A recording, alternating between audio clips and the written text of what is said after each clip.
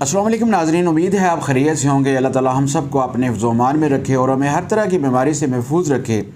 नाज़रीन, मेरे इस चैनल को सब्सक्राइब कर लें और बेल आइकन का बटन दबा लें ताकि मेरा और आपका राब्ता बहाल रहे। नाज़रीन, आज की इस वीडियो में हम एक बहुत ही तकलीफ़ दे मर्ज़ के बारे में बात करने वाले हैं और उसका इलाज भी हम यहाँ आपको बताएँगे कि अगर खुदा न खास्ता आपको ये प्रॉब्लम हो जाए तो उसका इलाज कैसे किया जाता है।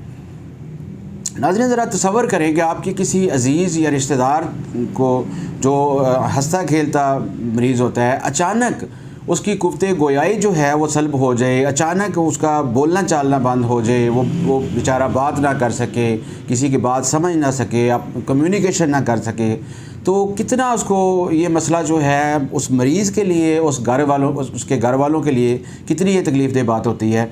तो इस मर्ज़ को अफेज़िया कहते हैं। अफेज़िया जो है ये मर्ज़ के दौरान क्या होता है कि मरीज़ जो है वो बोल नहीं सकता, समझ नहीं सकता, उसको दुश्वारी होती है बोलने में, बात करने में उसको दुश्वारी होती है।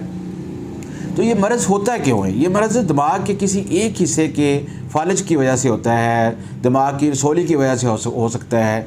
दिमाग का एक मखसूस हिस्सा अगर डैमेज हो जाए तो उसकी वजह से मरीज़ जो है उसके अंदर ये प्रॉब्लम आ जाता है कि वो बोल नहीं सकता, बात नहीं कर सकता, ठीक है। और इस मर्ज़ की शिद्दत जो है वो इस बात पे मुनसर होती है कि मरीज़ के दिमाग का कितना हिस्सा डैमेज हुआ है और उसकी शिद्दत कितनी है। तो इसकी वैसे तो कई एक वजूहात, इसकी अलामत हैं, एक अक़साम है इसकी, इस मर्ज़ की, लेकिन आज हम यहाँ अफेज़िया के बारे में बात करेंगे। तो अफेज़िया जो है ये एक तो मैंने आपको बताया है कि ये ब्रेन हेमरेज की वजह से हो सकता है। अगर आपके दिमाग के ऊपर, सर के ऊपर कोई चोट लग गई है और दिमाग का एक मखसूस हिस्सा जो है वो डैमेज हो गया है तो मरीज़ बोल नहीं सकेगा, बात नहीं कर सकेगा, बात को समझ नहीं सकेगा। इसी तरह दिमाग के फालिज की वजह से ऐसा हो सकता है। फिर दिमाग के अंदर जो ब्लड वेसल्स होती हैं उनके लीकेज की वजह से, एक्स्ट्रावेसेशन की वजह से ये मर्ज़ हो सकता है। और ये दर्द शकीका जो होता है उसकी वजह से भी अचानक और थोड़ी देर के लिए प्रॉब्लम जो है वो हो सकता है। ब्लड वेसल के अंदर जो खून की सप्लाई होती है उसमें अगर रुकावट आ जाए किसी वजह से, कोई क्लाट आ गया है, तो इस वजह से भी ये मर्ज़ जो है वो हो सकता है।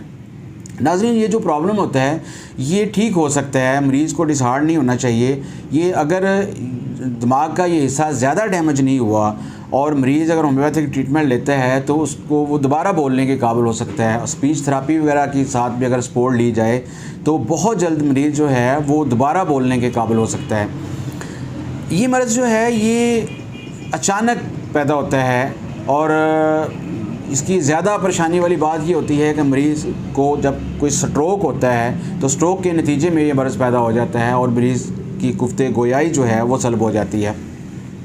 अब हम बात करते हैं कि इसकी अलामत किस तरह ज़ाहिर होती हैं। होता ये है कि मरीज़ जो है वो अगर उससे तेज़ी के साथ जो गुफ्तगू की जाती है वो उसको अंडरस्टैंड नहीं कर पाता। मरीज़ दूसरे लोगों की गुफ्तगू को समझता नहीं है कि वो क्या कह रहे हैं। और बाज़ का ऐसा होता है कि मरीज़ ख़ुद जो बात कर रहा होता है वो दूसरे लोगों की समझ में नहीं आ रही होती। मरीज़ अल्फाज का चुनाव जो है वो गलत करता है और ऐसे जुमले बोलता है जो बेमानी होते हैं, ऐसे अल्फाज बोलता है जो गलत मलत हो जाते हैं, आगे पीछे हो जाते हैं और मरीज़ को बोलने में उलझन महसूस होती है, दिक्कत महसूस होती है, दुश्वारी महसूस होती है। वो मरीज़ से बोला नहीं जाता, अजीब सी गुफ्तगू करता है, बेतरतीब गुफ्तगू होती है। तो इस तरह के सिम्पटम जो हैं इस मर्ज़ के अंदर ज़ाहिर होते हैं। नाज़रीन, अब हम बात करते हैं कि होम्योपैथी में इसका इलाज कैसे किया जाता है।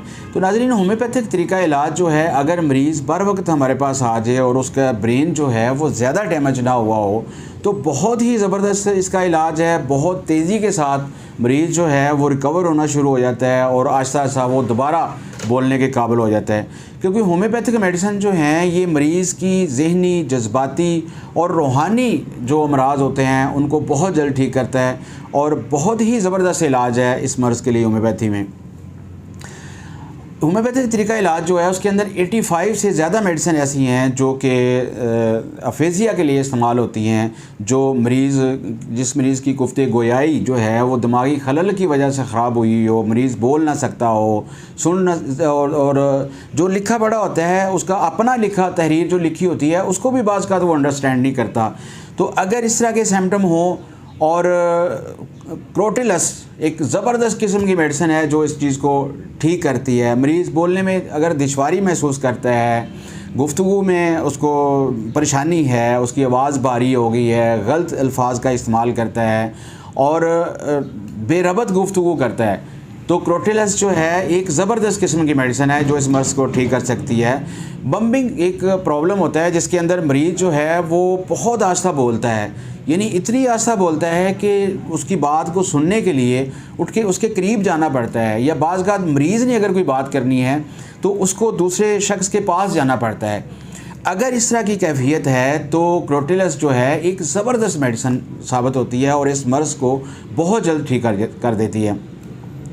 फिर ये होता है कि मरीज़ जो है उसकी एक तो आवाज़ भारी हो जाती है, ठीक है, और दूसरा ये है कि अगर ये मर्ज़ ब्रेन हेमरेज की वजह से हुआ हो, एक्स्ट्रावेसेशन की वजह से हुआ हो, तो क्रोटिलस ज़बरदस्त मेडिसिन है। दिमाग के अंदर अगर खून जम गया हो और या ब्लड वेसल्स के अंदर क्लॉटिंग हो गई हो तो ये मेडिसिन जो है उसको बहुत जल्द ठीक कर देती है।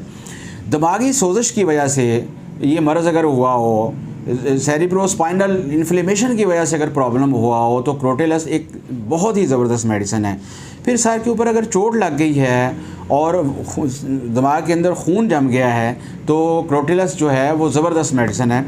तो नाज़रीन, ये थी आज का अफेज़िया मर्ज़। दिमागी खलल की वजह से मरीज़ अगर बोल ना सकता हो, समझ ना सकता हो, उसको बोलने में दुश्वारी महसूस होती हो, तो क्रोटिलस ज़बरदस्त मेडिसिन है और इसको ये उस मर्ज़ को बहुत जल्द ठीक कर देती है। तो नाज़रीन, ये था आज का मर्ज़ अफेज़िया और उसके बारे में मैंने उसकी वजूहात, अलामत और उसके इलाज के बारे में भी आपको बताया।